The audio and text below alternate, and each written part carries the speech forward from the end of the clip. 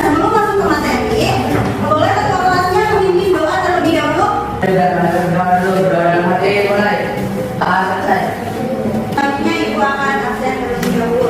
Karena dari absen tadi, terdapat dua orang yang tidak masuk. Ada Sutarto dan ada juga Pandu. Ada yang tahu kemana nih anak tuh? Masuk.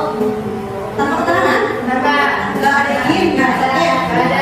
Nah, kalau buat yang rumahnya deket atau tetangganya, minta tolong tanyain kalau misalnya tidak masuk itu harus ada keterangan. Nah, kita akan melanjutkan materi dari pertemuan yang minggu lalu. Kita sudah membahas tentang unsur-unsur yang membangun teks berita. Coba, masih ingat ada unsur apa saja yang membangun teks berita?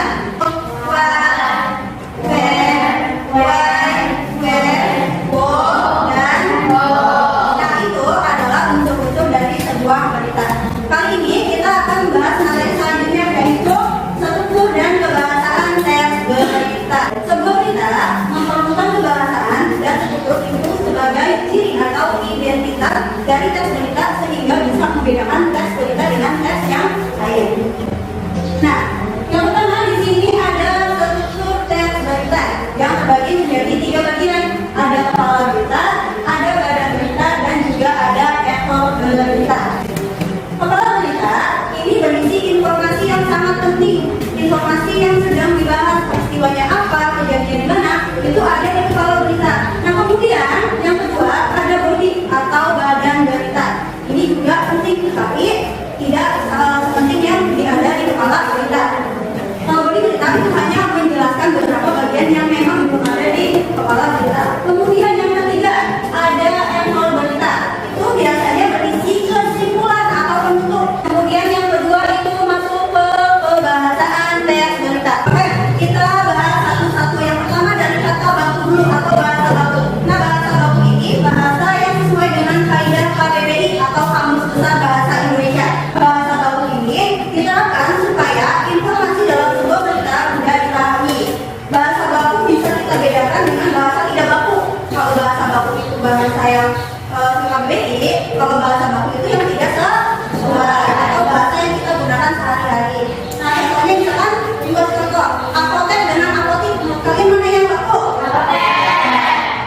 Tuh. Yang kedua ada penggunaan konjungsi bawah. Konjungsi ini adalah kata hubung, kata yang menghubungkan satu kata dengan kalimat yang lain supaya menjadi kalimat yang jelas. Yang ketiga penggunaan kalimat langsung. Kalimat langsung ini identik dengan tanda kutip atau tanda kutip dua. Perkalian tanda kutip dua. Nah, di sini ada contohnya. Siswa akan memulai semester baru pada Senin 2 Januari 2023. Jelas Menteri Pendidikan dan Kebudayaan Indonesia. Nadiem Makarim. Itu ada tanda kutip duanya. Kemudian yang keempat penggunaan keterangan waktu dan tempat. Waktu identik menunjukkan dengan tempat identik dengan apa? Lokasi kejadian. Ada penggunaan kata kerja mental. Kata kerja mental ini bisa kalian lihat pada contohnya yaitu para menyaksikan sendiri saat kecelakaan beruntun itu terjadi. Menyaksikan ini adalah kondisi yang dialami seseorang untuk melihat. Penggunaan konjungsi temporal. Contohnya banjir terjadi karena Jakarta dilanda hujan sejak kemarin hari. Nah, dari penjelasan kaidah bahasa tadi, Ibu terapkan kembali di contoh teks berita yang ditampilkan. Ini sudah dibagi masing-masing warnanya dengan keterangan bahasa tersebut. Jangan silakan memperhatikan terlebih dahulu bagian-bagian dari kebahasaannya. Ini sudah ditandai dengan kata-kata yang berbeda. Sampai sini sudah paham belum? Ada yang mau ditanyakan tidak? Sudah paham? Nah, ini sudah paham. Nah, untuk mengetes kepahaman kalian, Ibu akan memberikan beberapa pertanyaan tertulis. Ibu di sini menyajikan beberapa pertanyaan untuk melatih atau mengingatkan kembali pemahaman kalian terhadap materi yang sudah dijelaskan. Kemudian kalian mencatat jawabannya di buku masing-masing. Ibu kasih waktu kalian 15 menit untuk mengerjakan soal yang ada di depan. Oke, waktunya sudah habis. Silakan bukunya dikumpulkan ke depan. Dari hasil yang kalian dapatkan itu adalah pemahaman yang sudah kalian peroleh.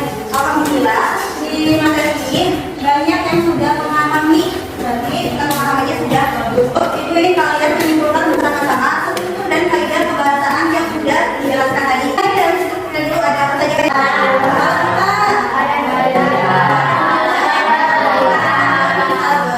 Yang kedua ada kaidah.